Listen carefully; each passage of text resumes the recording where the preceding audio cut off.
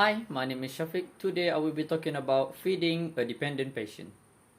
But first, we must remember to wash our hands before and after every single procedure in the hospital. To feed a patient, we must use a spoon, or alternatively, we can use a fork. But for drinks, we need to have a straw for each individual drinks. For example, if there is 2 drinks, we need to have 2 straws, 1 straw for each drinks. When feeding the patient, we must be seated at the patient's eye level. And our position, we should sit at the side which the patient are most comfortable with. In the case of the patient has a stroke, we need to sit at the unaffected side.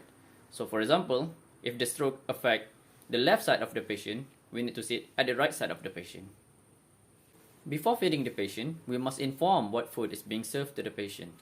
And also we must ask what order does the patient would like to have the food. When feeding the patient, we must know how hot is the food.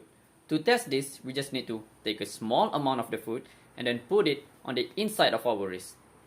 And if let's say the food is too hot, just let it sit for a few minutes and then we can start to feed the patient. There are a few things to remember when feeding the patient.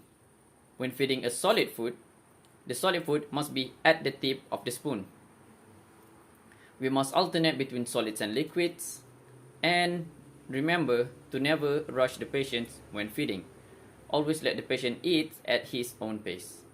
Keep in mind, if the patient wishes to feed himself, you can allow him to do so. It is absolutely fine. After the meal is finished, we must record the patient's meal intake and also record the fluids in the input and output worksheets if necessary. We must also assist the patient with repositioning, comfort, and hygiene measures. And lastly, after we are done with everything, we can wash our hands. And that is all on feeding a dependent patient. Thank you.